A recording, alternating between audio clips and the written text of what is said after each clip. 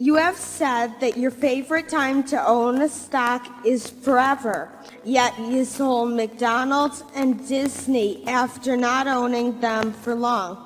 How do you decide when to hold forever and when to sell? And also, are you and Mr. Munger wearing Fruit of the Looms?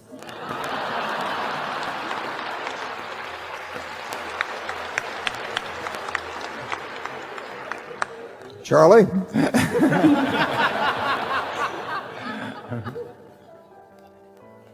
I think I better answer the question. I can answer unequivocally, I am wearing Fruit of the Loom. And I'm not sure whether Charlie wears underwear, do you? I haven't bought any new underwear in a long time, and therefore I'm inappropriately attired. He's waiting for a discount. Don't let him kid you. Well, the answer, it's a very good question about selling. I mean, it's not our natural inclination to sell.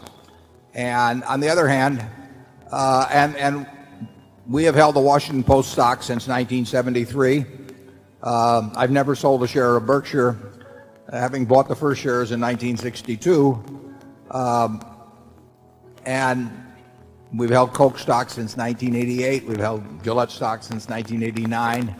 Held American Express stock since 1991.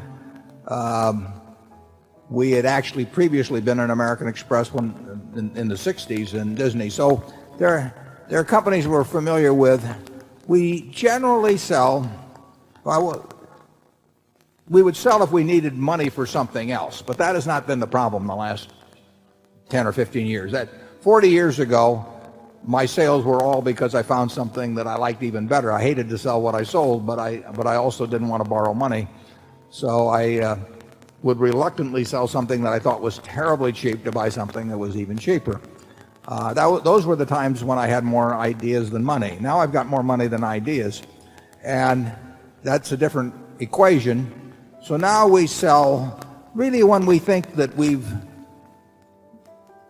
we're reevaluating the economic characteristics of the business. In other words, if you take don't want to name names, but take a stock we've sold of some sort. We probably had one view of the long-term competitive advantage of the company at the time we bought it, and we may have modified that. That doesn't mean we think that the company is going into some disastrous period or anything remotely like that. We think McDonald's has a fine future. We think Disney has a fine future, and there are others. But we probably don't think that their competitive advantage is as strong as we might have thought, as we thought it was when we initially made the decision. That may mean that we were wrong when we made the decision originally. It may mean that we're wrong now, and that their strengths are every bit as what they were before. But for one reason or another, we think that the strengths may have been eroded to some degree. A classic case on that would be the newspaper industry generally, for example. I mean, in 1970, if Charlie and I were looking at the newspaper business, we felt it was about as impregnable a franchise as could be found. We still think it's quite a business, but we do not think the franchise in 2002 is the same as it was in 1970. We do not think the franchise of a network television station in 2002 is the same as it was in 1965.